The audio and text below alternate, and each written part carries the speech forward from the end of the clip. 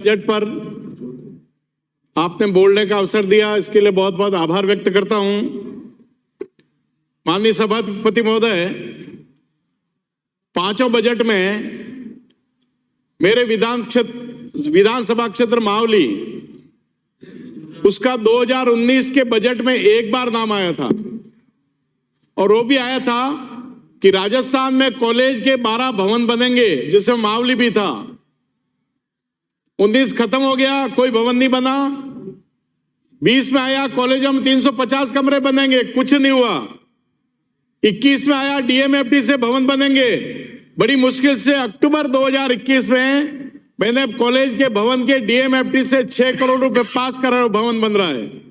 माननीय सभापति महोदय, मेरा निवेदन है, बजट में माननीय मुख्यमंत्री जी की पीड़ा मैं समझ सकता हूं, क्योंकि लोकसभा चुनाव में उनके खुद के वार्ड में कांग्रेस हार गई। वो खींच राजस्थान में निकाल रहे, पूरे राजस्थान पर 20 पृष्ठों में 32 बार जोधपुर का नाम आया, 32 बार। माननीय सभापति महोदय, माफ कट मोशन के प्रस्ताव देते, आप क्यों कागज खराब करवा रहे हो हमारे से? एक भी बार मावली का उसमें नाम नहीं आया। माननीय कल्ला साहब विराजमान है, मैं तुलसीदास जी के कहा जो निवेदन करता हूं, माननीय मुख्यमंत्री जी से न्याय की उम्मीद है। मुखिया मुख सो चाहिए, खान पान में एक, सकल अंग पालन करे तुलसी सहित विवेक, ऐसा हमारा और मुखिया होनी चाहिए।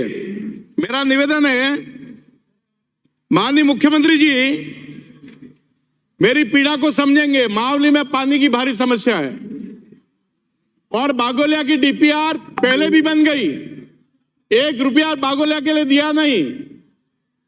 अनेक वर्षों से मावली के लोग तरस रहे हैं। हमारी मावली के पास की 2 विधानसभा है, एक तो माननीय अध्यक्ष महोदय की विधानसभा नाथद्वारा, दूसरी बाई इलेक्शन वाली विधानसभा वल्लभनगर, यानी ढेरों काम उनके हुए हैं, ढेरों काम। तो मेरी आपसे प्रार्थना है कि आप न्याय करें, और न्याय करने के लिए माननीय मुख्यमंत्री जी, एक किसी शायर ने कहा है, रकबा तेरी जमीन का मीलों हुआ तो क्या हुआ, रकबा तेरे दिल का 2 इंच भी नहीं है। मेरा माननीय अध्यक्ष महोदय, मेरा निवेदन है, उदय सागर में हिंदुस्तान जिंक अवैध पानी ले रहा था, मैंने उसको पानी को बंद करवाया। 30 साल से वो पानी ले रहा था अवैध रूप से, हिंदुस्तान जितनी वेदांता का बड़ा ग्रुप, और वो उदय सागर का पानी 500 क्यूबेक पानी फ्री है। आप उसकी योजना बनवाएं, राज्य सरकार योजना बनवा के मावली के पीने के पानी की व्यवस्था करवाएं, तो मावली की थोड़ी स्थिति ठीक हो रही है। 5 साल से हमारे उदय सागर की जो नहरें हैं वो टूटी हुई है। अनेक बार उसके प्रोजेक्ट बनवा लिए, रिपेयर के पैसे की वो लोगों ने बना करके अधिकारियों ने भेज दिया। सारी नहरें टूटी हुई है। नहरें टूटी होने के कारण 2 नुकसान हो रहे हैं, किसानों के खेत में खेती नहीं हो रही है, और वो पानी भी आपका व्यस्त जा रहा है। तो मेरी आपसे प्रार्थना है, इसकी प्लानिंग करके नहरों को सुधारा जाए। मेरा स्वास्थ्य मंत्री जी भी विराजमान नहीं है, मेरा उनसे निवेदन है, हमारे यहां पर घासा बड़ा केंद्र है, तो घासा में डिस्पेंसरी क्रमोन्नत की जाए। मावली तहसील केंद्र है, मावली तहसील के होने से वहां पर सैटेलाइट हॉस्पिटल स्थापित किया जाए। फतेहनगर में ट्रॉमा सेंटर का निवेदन करता हूं मैं, ट्रॉमा सेंटर बनाया जाए। तो ये सब छोटी छोटी बातें मेरा आपसे निवेदन है।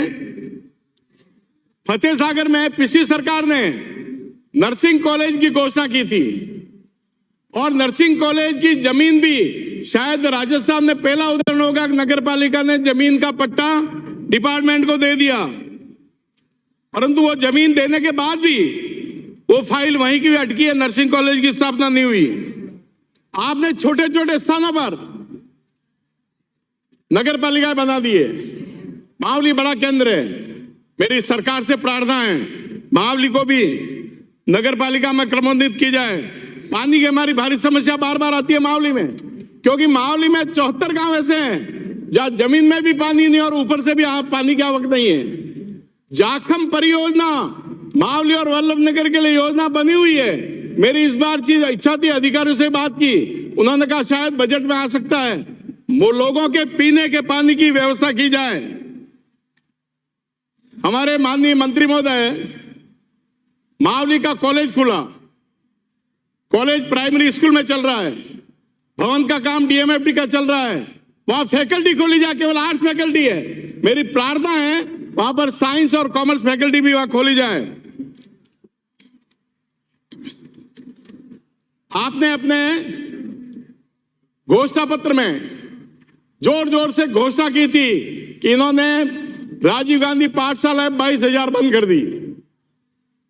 आपकी मजबूरी होगी, कुछ भी होगा, आपने कहा सब वापस खोलेंगे, कोई बात नहीं खोली तो वो जो भवन पड़े हुए हैं माननीय मंत्री महोदय, वो भवन पंचायत को दे दिए जाए तो उनका उपयोग होगा, नहीं तो तोड़फोड़ होगी।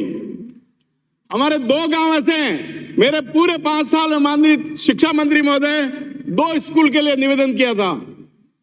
फतेहनगर के पास में चुंडाउत खेड़ी है, आजादी के पहले का मिडिल स्कूल है वो। मैंने निवेदन किया 80 बच्चियां वहां से 8 किलोमीटर पैदल फतेहनगर आती है, स्कूल क्रमोन्नत किया जाए। एक पालवास के स्कूल को भी क्रमोन्नत किया जाए। बड़गांव में लोगों ने धरना दिया, पूरे गांव के लोग इकट्ठे होकर के, और धरना देने के बाद भी मैंने आपके ऑफिस से निवेदन किया था, मैंने पत्र भी भेजा, वहां साइंस और कॉमर्स फैकल्टी खोली जाए।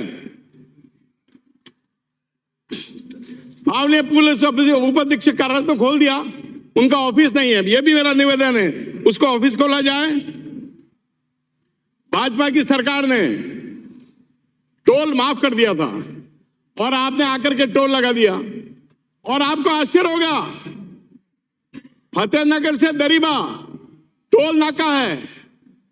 माननीय सभापति महोदय, आपके माध्यम से सरकार से निवेदन करना चाहता हूं, टोल नाके का टोल वसूल का समय 8 महीने पहले खत्म हो गया, अभी भी वहां पर टोल वसूला जा रहा है। ये सरकार की अकर्मण्यता है। आपने उस समय कहा था इन्होंने हमारे विश्वविद्यालय बंद कर दिए। माननीय सभापति महोदय, मेरा आपके माध्यम से सरकार से निवेदन है, जनजाति विश्वविद्यालय वसुंधरा जी सरकार ने कंटिन्यू नहीं रखा। आपने वो विश्वविद्यालय खोला, 2 साल तक केवल एक वीसी और एक बाबू उदयपुर यूनिवर्सिटी में बैठा रहा, और वापिस भाजपा की सरकार आई, उस विद्यालय को बांसवाड़ा में शिफ्ट किया। वहां आज 1 लाख विद्यार्थी उसमें अध्ययन करते हैं। तो मैं सोचता हूं कि आपने यहां पर पत्रकारिता विश्वविद्यालय खोला। पत्रकारिता विश्वविद्यालय की स्थिति ये थी, वहां के वीसी साहब अयोग्य वीसी, और मुझे लगता है वो दिल्ली का जेएनयू विश्वविद्यालय होगा, वो अखाड़ा धीरे धीरे बन जाता अगर वो नहीं हटते तो। ये मैंने ऑब्जेक्शन किया था पिछली बार भी, उसका समाधान आपने कर दिया। माननीय सभापति महोदय, माननीय मुख्यमंत्री जी जोर जोर से चिल्लाते हैं मानगढ़ धाम को प्रधानमंत्री ने राष्ट्रीय स्मारक घोषित नहीं किया। अरे 50 साल आपका राज रहा है, आपने क्या किया 50 साल में? करते ना मानगढ़ धाम को राष्ट्रीय स्मारक, आपको किसे मना किया? बेणेश्वर धाम को डेवलप किया, मातृकुंडिया, और तो मुख्यमंत्री जी मातृकुंडिया गए कॉरिडोर के लिए, वहां पर घोषणा की कि मैं कपासन की मस्जिद को 2 करोड़ रुपए देता हूं। ये मुख्यमंत्री की घोषणा। वहां पर एक ओसिया के माननीय विधायक ने पंडित नेहरू जी का नाम लिया था। पंडित नेहरू जी ने जेल भोगी, मुझे अच्छी प्रकार से पता है, जेल भोगी।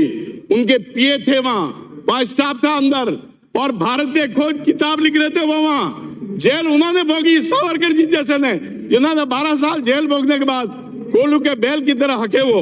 तो मेरी प्रार्थना है, और पंडित नेहरू जी का जहां तक सवाल है, वो आजादी के बाद प्रधानमंत्री नहीं बने हैं, वो प्रधानमंत्री बने सितंबर 1946 को, और किसके अंतर्गत? यूनियन जैक झंडे के नीचे, और अंग्रेज अधिकारी ने उनको शपथ दिलाई। ये इतिहास का रिकॉर्ड है। मेरे अपनी तरफ से नहीं बोल रहा हूं, माननीय सभापति महोदय, मेरी एक और निवेदन है। Thank you very much. आपने देवस्थान में सारी जमीनें लेकर के मंदिरों के ट्रस्ट बना रखे हैं। मेरा निवेदन है देवस्थान के मंदिरों को सरकार से मुक्त किया जाए, पुजारियों की तनख्वाह बढ़ाया जाए, पुजारी सामग्री को उसको बढ़ाया जाए। धन्यवाद माननीय सदस्य। माननीय मंत्री महोदय, मेरा 2-3 और निवेदन है, छोटी छोटी बात का निवेदन कर अपनी बात समाप्त करता हूं। अंतिम बात कह के निवेदन समाप्त करता हूं। वादे मत करो तुम झूठे हो, वादे मत करो तुम झूठ से, इन वादों को तुम निभा नहीं पाओगे। जब बात आएगी इतिहास से तो वादों से ही मुकर जाओगे। मेरी पुनः प्रार्थना है, माहौल के साथ कंसिडर किया जाए, भेदभाव नहीं किया जाए। इतना ही निवेदन है। बहुत बहुत धन्यवाद। श्री सुदर्शन सिंह रावत। माननीय सभापति महोदय, आज आपको धन्यवाद देना चाहूंगा। झूठ को निकाल दें। माननीय सभापति महोदय, आपको धन्यवाद देना चाहूंगा कि माननीय मुख्यमंत्री जी ने जो ऐतिहासिक बजट दिया उस पर आपने बोलने का अवसर दिया।